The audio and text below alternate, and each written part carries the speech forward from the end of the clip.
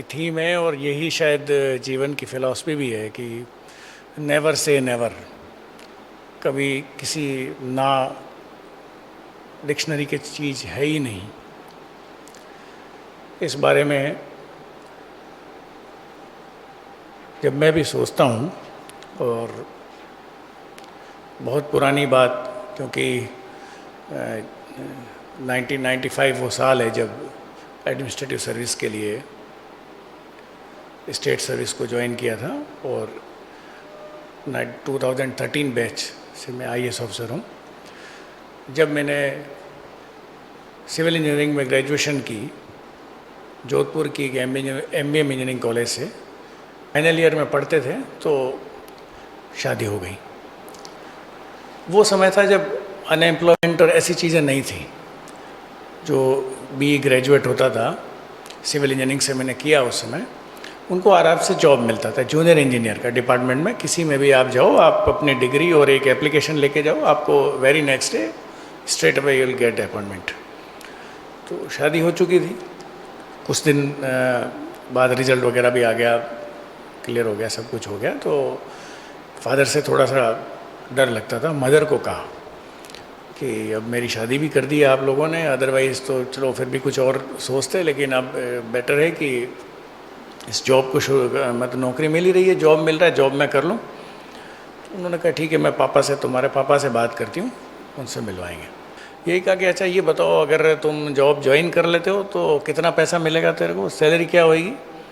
तो मैंने कहा जी एक फर्स्ट ईयर तक जो है सैलरी 1850 रुपये मिलते थे उस समय जूनियर इंजीनियर को, फिक्स टाइप होता था। आफ्टर 1 ईयर फिर इंक्रीमेंट लगता था। तो 1850 रुपये मिलेंगे। मैंने कहा हाँ।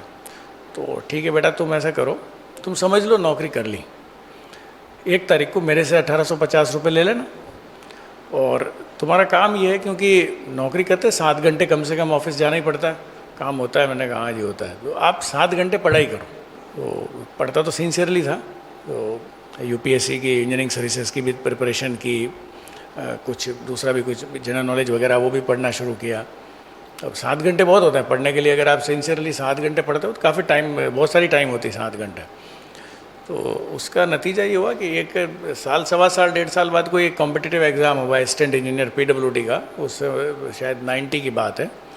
उस एग्ज़ाम को दिया मैंने, लोगों ने फॉर्म भरा, हमने भी भरा, रिटन टेस्ट, रिटन में क्लियर हो गया, इंटरव्यू दिया, फाइनल सिलेक्शन भी हो गया, नौकरी लग गई। अब वो चीज़ तो ख़त्म हो गया, वो पैसे की बात रही नहीं, क्योंकि सैलरी ज़्यादा हो गई। लेकिन अब जब जॉब किया तब लगा यार कि अपन ने पढ़ाई भी कर ली, इतनी सारी चीज़ें आती भी हैं, पर ये शायद कम है, असिस्टेंट इंजीनियर तो सफिशिएंट नहीं, कुछ और बेटर करना चाहिए। उस समय ज़्यादा नहीं समझते थे ये। अब अपने पास बहुत सारी चीज़ें, आपके पास हर चीज़, हर लेक्चर, आज का जो समय है पिछले 2, 4, 5 साल का तो बहुत ज़्यादा डेवलपमेंट हुआ है, और बहुत सारी चीज़ें मिलती है। अब social media, YouTube, classes, online सब कुछ है। पहले ऐसा कुछ भी तो नहीं था, बुक्स ही नहीं पता थी कि कौन सी पढ़नी है। तब ये एक चीज़ समझते थे, क्योंकि इंजीनियरिंग कॉलेज के पास जोधपुर कलेक्टर का घर है, जब जाते हैं तो रास्ते में आता है। तो एक कलेक्टर समझते थे, कलेक्टर एक कोई चीज़ होती है। तो पता किया भाई ये क्या चीज़ है, कैसे बनते हैं। तो बताया कि साहब ये आईएएस का एग्ज़ाम होता है। वो समझा कि 3 अटैम्प्ट हुआ करते थे, अटैम्प्ट करना शुरू किया।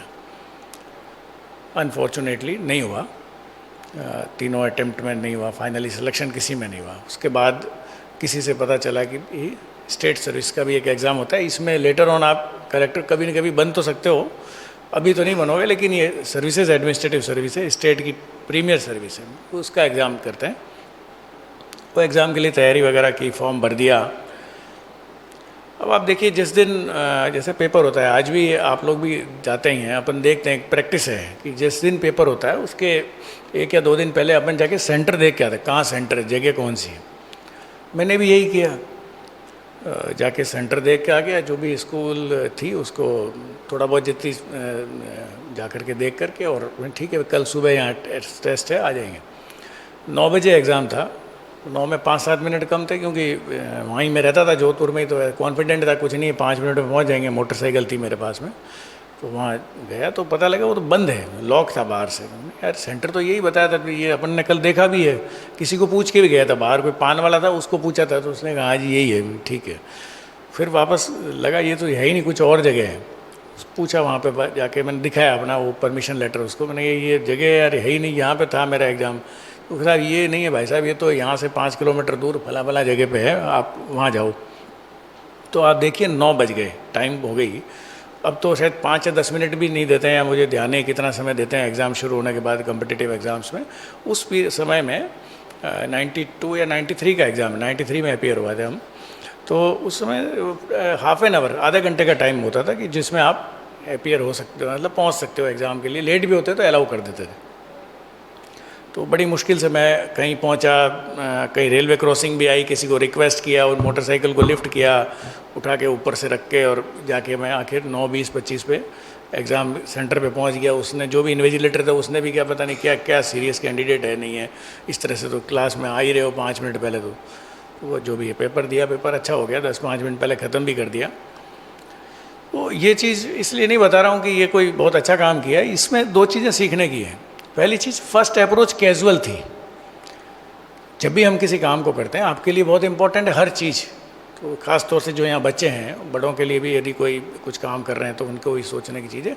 हमको हमेशा उसकी डेप्थ तक जाके अच्छे से समझना चाहिए कि ये चीज़ क्या चीज़ कर रहा हूँ मैं, या क्या देखने जा रहा हूँ। तो बहुत मैंने कैजुअली देखा, वो गलती की। सेकंड चीज़, जब ये चीज़ हो गई तो टाइम भी हो गई थी, जगह भी पता नहीं थी दूसरी वाली, पर उसमें भी फिर हिम्मत तो नहीं हारी। मैं चलो कोशिश तो करते हैं, नहीं मिलेगा नहीं मिलेगा। 5 मिनट लास्ट में गाड़ी वाड़ी मेरे को ध्यान है, मैंने सड़क पे वैसे ही छोड़ दी थी, और उसको की जो थी वो जो वहाँ पे जमा करने वाला था उसको दे दी। मैं की रखना यार, तो वापस आऊँगा जब पैसे भी दे दूँगा, ये चाबी भी ले लूँगा तेरे से। तो नहीं छोड़ा और उसको एग्ज़ाम को दिया।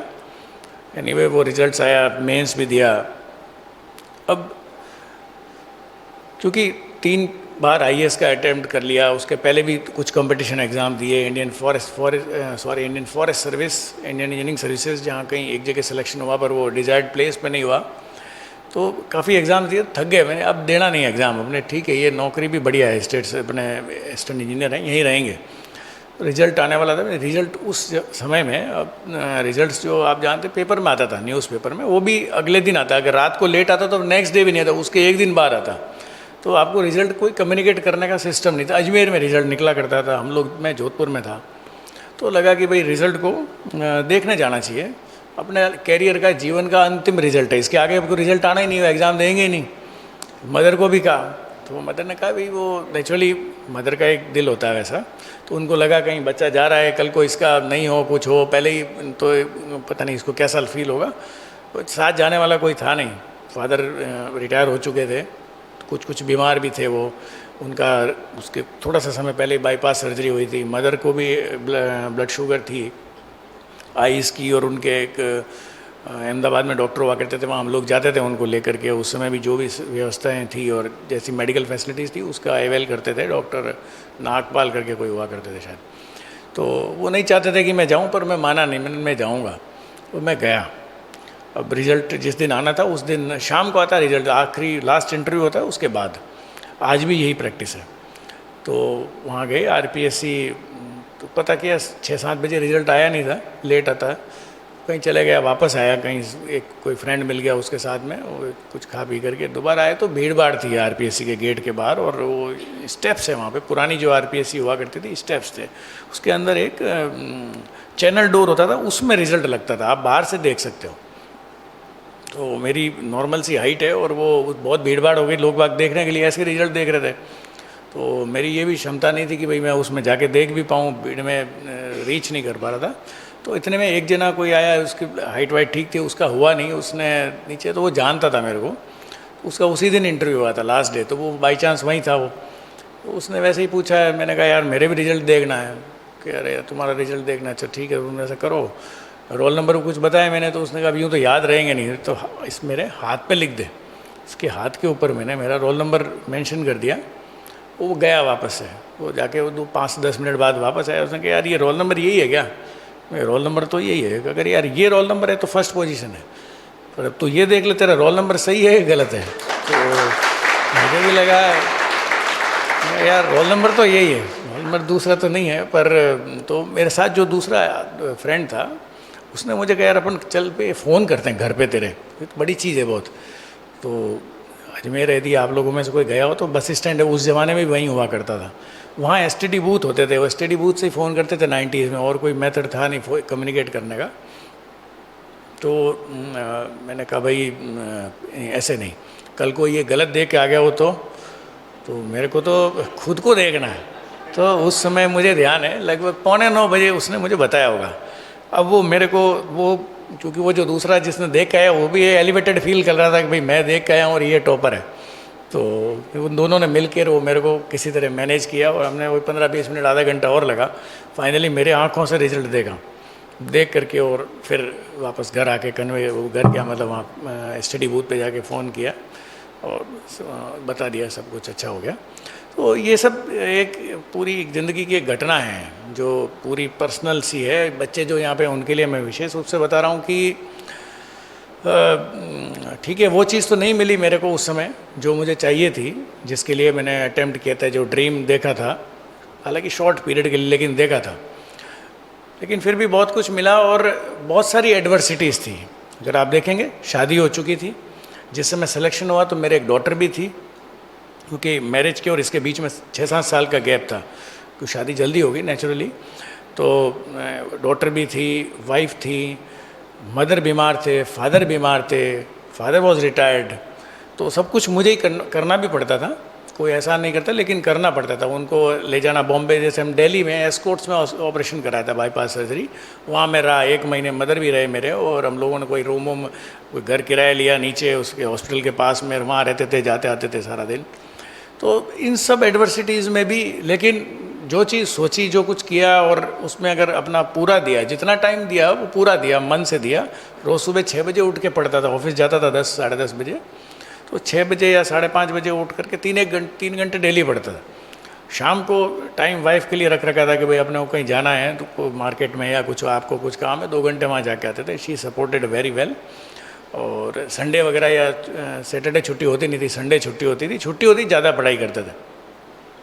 तो ऐसा नहीं है कि आपके पास सारी चीज़ें आइडियली सब कुछ सही हो, उसी परिस्थिति में आप बहुत अच्छा कर सकते हैं, या वो नहीं है। आप किसी भी समय यदि आप अपना समय पूरा दे सकते हैं, आप अपने जिस भी काम को कर रहे हैं, मेरा ये मानना है। अभी जस्ट इस यहाँ आने के पहले भी एक इंटरव्यू लिया बच्चों ने स्कूल के, तब भी मैंने उनको कहा कि मैंने जो सीखा है वो ज़िंदगी में सीखा है कि सबसे सरल चीज़ अगर कोई है तो वो पढ़ाई है।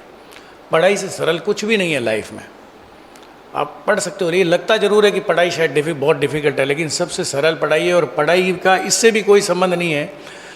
ये भी चीज़ मैं आपको बताना चाहूँगा कि आपके कैरियर में शुरुआत में हो सकता है कई जनों के बहुत अच्छा रहता है कैरियर, शुरुआत से टॉपर हैं या वो हैं, अब स्कूल कॉलेज सब में है या नहीं है तो अच्छी बात है, ना भी है तब भी इसका आपके अल्टीमेट कैरियर से कोई संबंध नहीं है। ये चीज़ तो उस समय पर डिपेंड करती है जिस प्रॉपर टाइम पे आप कितना अपना कर पाते हैं, कितना दे पाते हैं, कितना पढ़ाई कर सकते हैं। कॉमन सेंस, IQs, इसका भी मेरा ये मानना है कि मोर और लेस कोई बहुत ज़्यादा अंतर नहीं होता।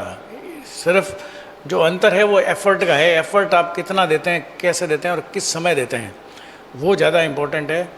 और अपनी पढ़ाई करके, अपने मेहनत करके कभी कोई ना तो बीमार हुआ है, ना किसी का कुछ नुकसान हुआ है।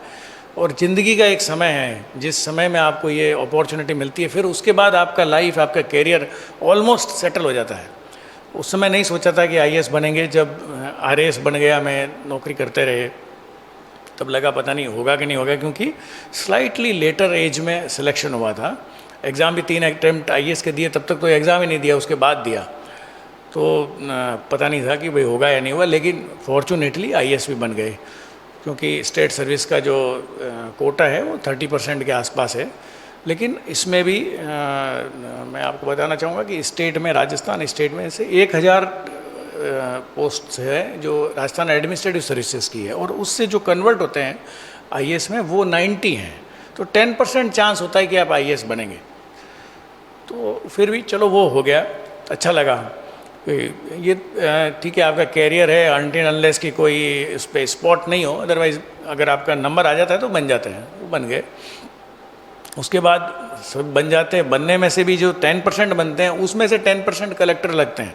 IAS बनने के बाद शायद, क्योंकि ये चीज़ मैंने कही थी जिस समय मैं IAS बना, और मैं काफ़ी सीनियर ऑफिसर से मिला था, और तो उनको भी मैंने यही कहा था बनने के बाद में। मैंने कहा साहब देखो, हमारी लाइफ में तो कोई अंतर नहीं आएगा, क्योंकि अगर एक आदमी 25 साल की एज में आईएएस सेलेक्ट होता है या 24 साल 26 साल में होता है तो उसकी ज़िंदगी में काफ़ी चीज़ें बदल जाती है बनने के बाद में। लेकिन हमारे अब ये तो नहीं रहेगा, 5-6 साल की सर्विस रहती है या 8 साल की रहती है तो बहुत ज़्यादा लाइफ में अंतर नहीं आएगा। लाइफ वैसे ही रहेगी जैसे है, आपके नोशंस वगैरह भी फिक्स से हैं।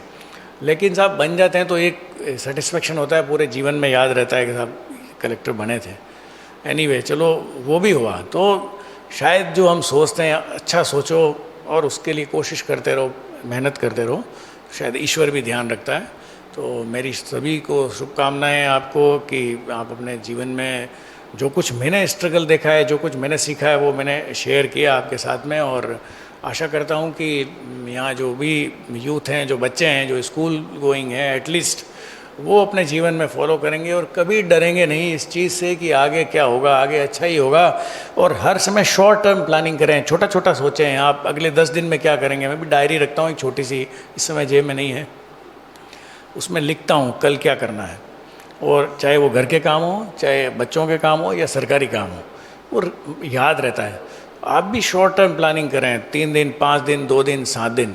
लॉन्ग टर्म भी करें, लॉन्ग टर्म एक विज़न है, लेकिन शॉर्ट टर्म रखें, क्योंकि इकोनॉमिक्स में कहते हैं कि भाई दीर्घ काल में क्या होगा और अल्प अवधि में क्या होगा। दीर्घ काल में सब मर जाएंगे, कुछ नहीं होगा, ये होगा। तो हमेशा शॉर्ट टर्म प्लानिंग जरूर रखें सक्सेस के लिए। सहयोग में अपेक्षित है और आशा करता हूँ आप लोग जीवन में बहुत आगे बढ़ेंगे। Thank you.